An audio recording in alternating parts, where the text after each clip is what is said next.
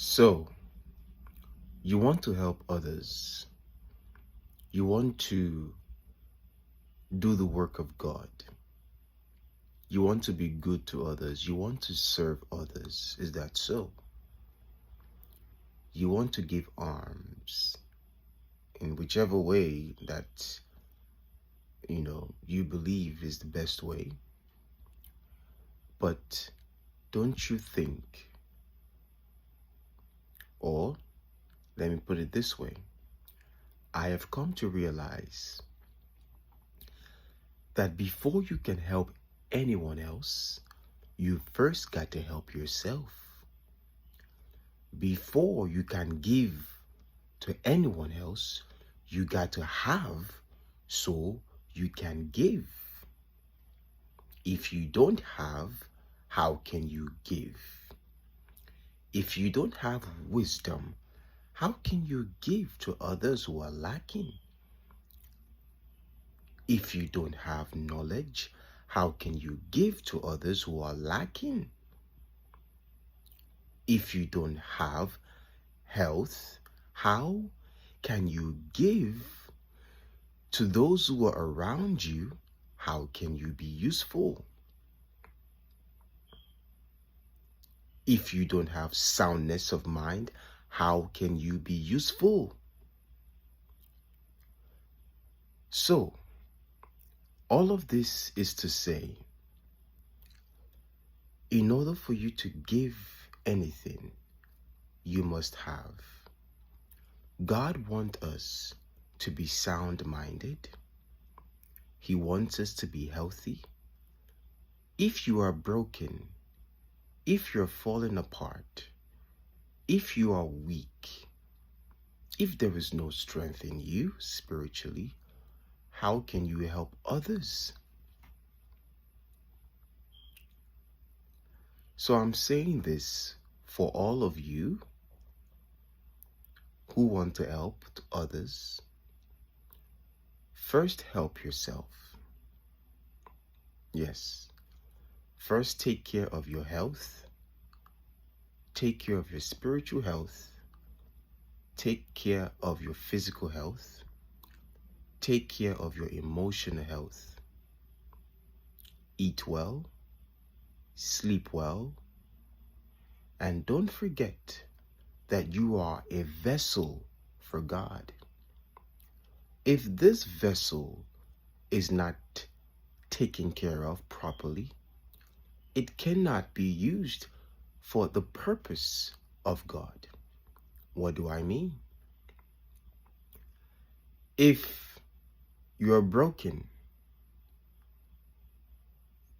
if you're not healthy and not taking good care of yourself and being a good steward over your temple, how can you live your purpose?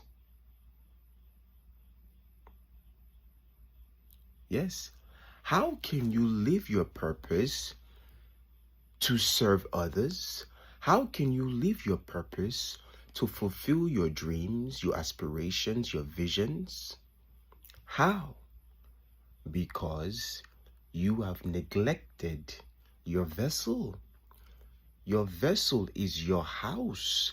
That's where your spirit is. That's where the Spirit of God quickens to do His will.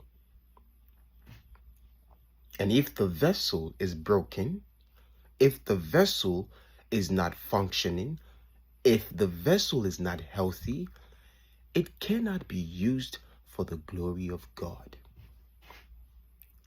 What do I mean? God made heaven and earth, spiritual and natural.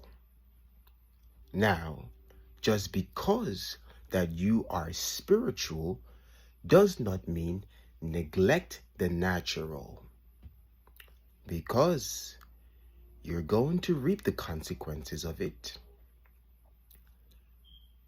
Be responsible.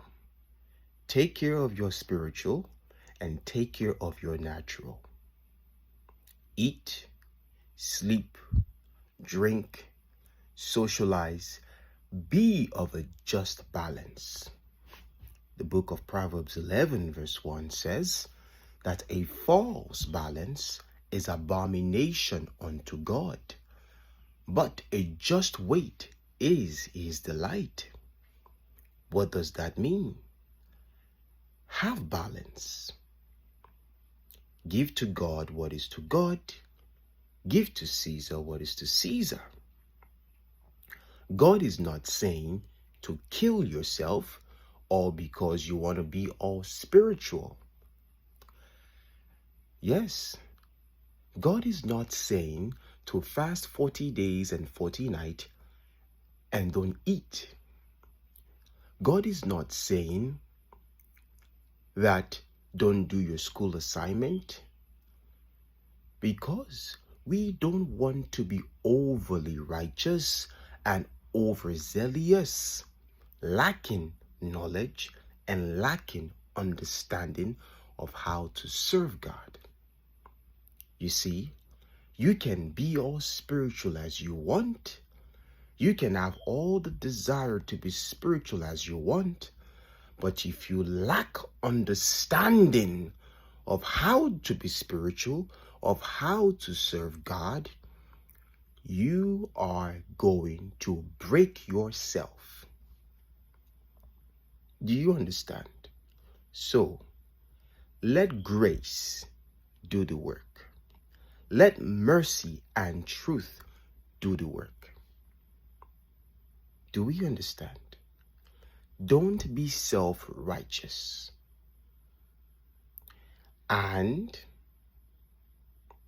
don't be over-righteous. Do we understand? So, let God lead you.